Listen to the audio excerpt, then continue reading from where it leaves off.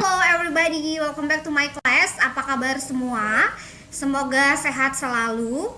Dan di semester ini Misika mengampu mata kuliah konseling multikultur. Dan seperti biasa di awal pertemuan kita akan membahas mengenai kontrak perkuliahan. Apa saja sih yang akan kita bahas di mata kuliah konseling multikultur ini dan bagaimana sistem penilaian, kemudian juga peraturan-peraturan serta bahan-bahan bacaan atau buku-buku sumber bacaan.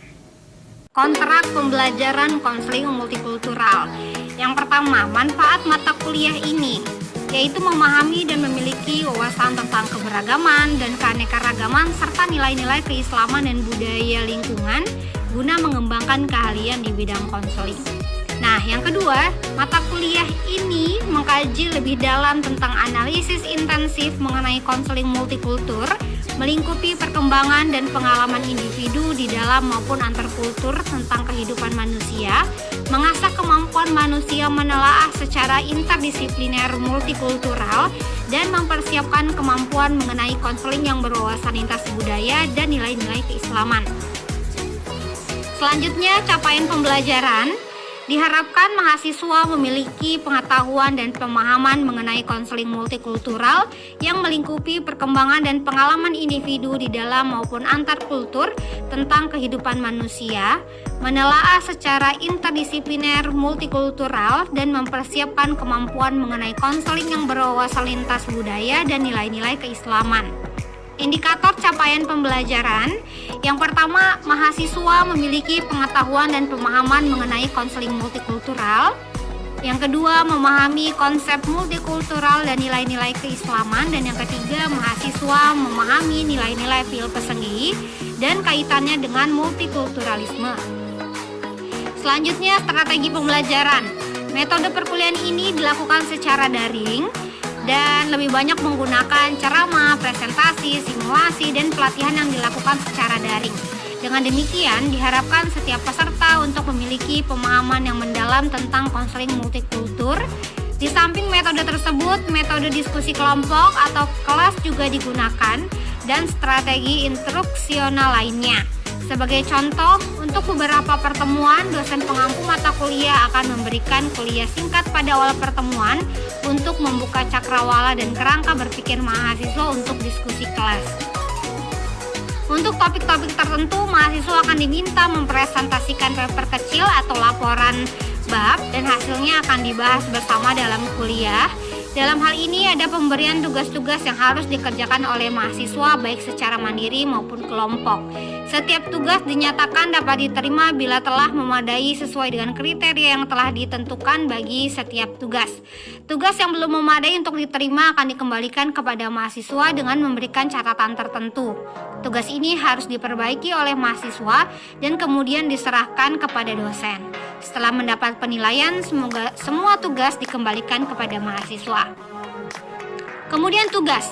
Setiap bahan perkuliahan sebagaimana disebutkan pada RPS perkuliahan harus sudah dibaca sebelum mengikuti perkuliahan. Yang kedua, membuat resume tentang materi sesuai dengan pokok bahasan.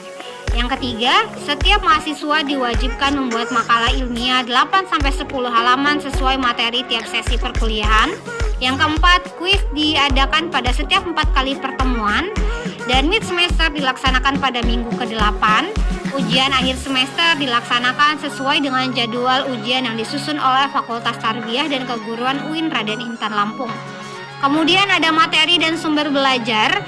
Bisa mahasiswa lihat, kita menggunakan bukunya Fawcett, kemudian juga Wanda, ada Suensu, Jillian, Lawrence, kemudian juga kita menggunakan American Counseling Association, dan masih banyak lagi. Bahan-bahan perkuliahan bisa mahasiswa download di Google Classroom yang tersedia. Selanjutnya, kriteria penilaian. Penilaian dilakukan oleh dosen dengan menggunakan kriteria sebagai berikut. Nilai A range-nya 80 hingga 100, B plus 73 hingga 79,99, B 65 sampai dengan 72,9, C plus 60 sampai dengan 64,9, C 55 sampai dengan 59,9 dan seterusnya. Nilai akhir akan menggunakan pembobotan sebagai berikut. Akumulasi dari partisipasi, tugas, kuis, UTS, dan UAS itu dibagi 5. Nah, selanjutnya topik perkuliahan kita. Pertemuan pertama kita akan membahas mengenai kontrak perkuliahan sebagai pengantar. Kemudian pertemuan kedua mengenai konsep dan perkembangan konseling multikultur dan nilai-nilai keislaman. Topik yang ketiga mengenai kompetensi multikultural konselor. Keempat, konsep dan nilai PIL Pesenggihi. Selanjutnya, isu-isu dan metodologi mempelajari budaya. Selanjutnya, isu etik dan dalam konseling multikultur. Kemudian, ras, gender, orientasi seksual, dan implikasinya bagi konseling multikultural. Pertemuan ke-8 UTS. Selanjutnya, intervensi berwawasan budaya, model konseling dan psikoterapi multikultural. Kemudian pertemuan ke-11 peran riset, pelatihan, dan praktik berwawasan budaya. Pertemuan 12 metode terapi non-barat dan implikasinya dalam konseling multikultural. Selanjutnya konseling bagi imigran, konseling sekolah berwawasan multikultural, pandangan global untuk masa depan konseling multikultural, dan terakhir ujian akhir semester. Tata tertib perkuliahan diikuti oleh mahasiswa yang sudah mengisi KRS dan namanya tercantum dalam daftar peserta mata kuliah. Mahasiswa hadir 5 menit sebelum perkuliahan berlangsung. Mahasiswa menandatangani daftar hadir kuliah. Mahasiswa aktif dalam kegiatan perkuliahan kelas sekurang-kurangnya 80%. Mahasiswa aktif dalam kegiatan praktikum sekurang-kurangnya 90%. Mahasiswa menyelesaikan tugas. Nah, itu dia tadi kontrak perkuliahan kita selama 1 semester. Mahasiswa bisa mendownload seluruh e-book yang sudah disediakan di Google Classroom sebagai bahan materi pembelajaran. Dan jangan lupa juga untuk menyelesaikan tugas-tugas setiap pertemuannya. Diharapkan mahasiswa sudah membaca buku atau mungkin chapter pertemuan yang sudah disediakan di RPS, sehingga nanti ketika di dalam kelas